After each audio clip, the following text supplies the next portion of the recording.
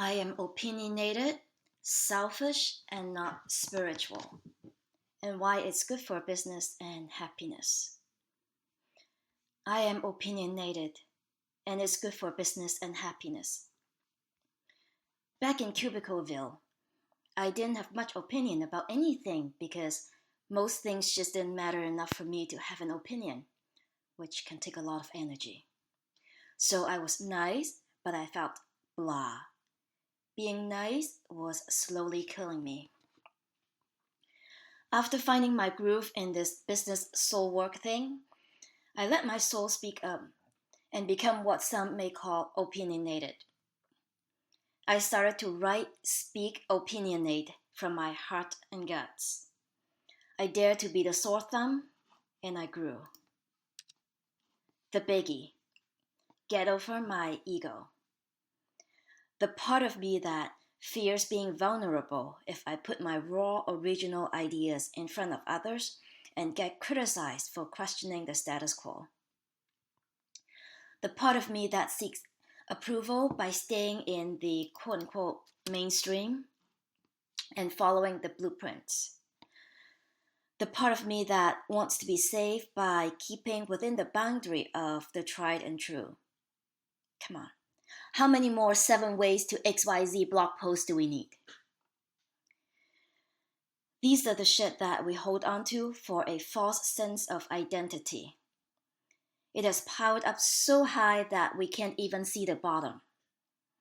When you dare to toss them all out, you see freedom underneath.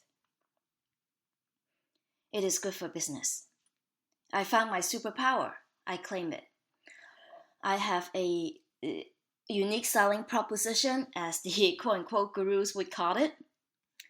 I am the intuitive business soul stormer and no BS online marketing strategist rolled in one who helps coaches nail their shtick that is completely aligned with their souls and then translate it into smart strategies and actionable tactics. I am getting more clients who I love to work with.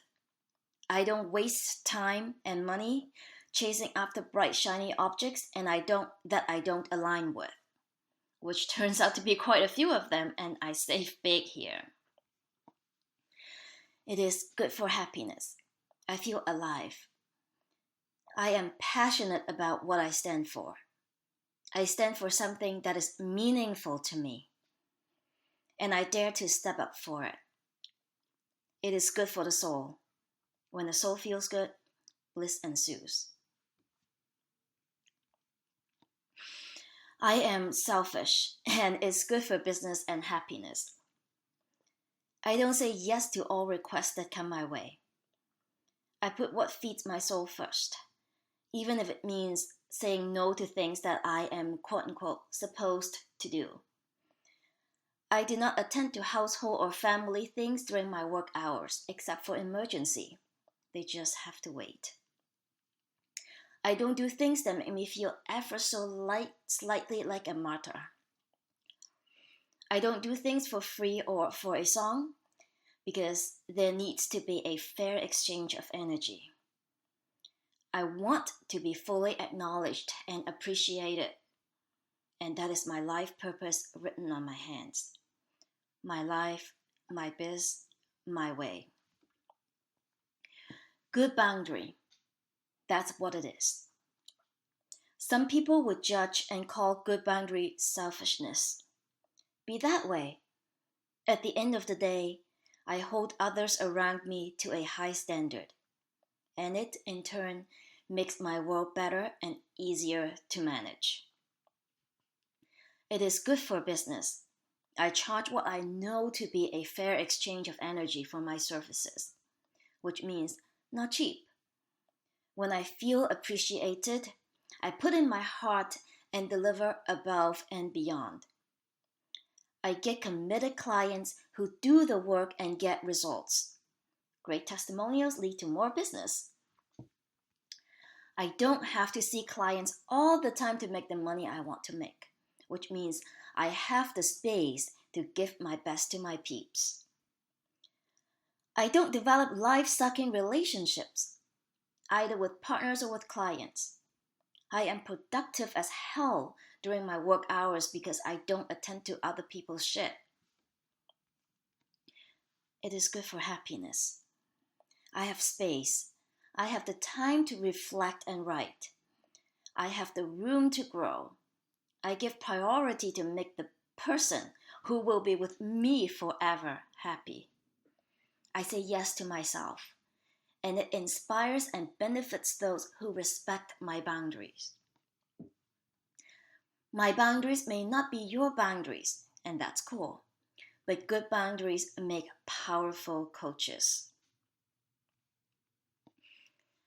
I am not spiritual, heart centered, authentic, divine feminine, and that's good for business and happiness. Labels are prison bars. Sadly, most of the time, we put ourselves in jail by using cliche labels and limit what is truly possible. Most of these terms are being abused in many communications in this marketplace. What do they even mean? I don't want to meet a certain set of expectations, act certain ways, and say certain things because I have labeled myself as such and be enslaved to avoiding cognitive dissonance. What is someone quote unquote spiritual supposed to do? If you describe yourself as authentic left and right without thinking what this word really means to you, are you really authentic? Oh, and don't get me started on the divine feminine. Every single website that has anything to do with this phrase seems to be all curly and sparkly, pink and purple, soft and mushy. Yawn. Alright, shit. I have probably stepped on a few toes here. Don't hate me because I dare to say what I think. I dare to say what I want to say. Do what my soul wants me to do without having to reference back to a set of predetermined labels approved by society as positive and desirable. It is good for business. I stand out. I say what I need to say without conforming to expectations. I am soulful without the pink and sparkles, so my brand image is distinct. I have the creative license to do things that grow me and my business as quickly as my intuition guides me to, without being bound by labels. They are just words, but they stick around like the gum you step on. Yuck. It is good for happiness. Fully expressing myself through everything I do, being creative and innovative is my calling. Anything less than that is soul sucking. Soul sucking does not contribute to happiness. Period.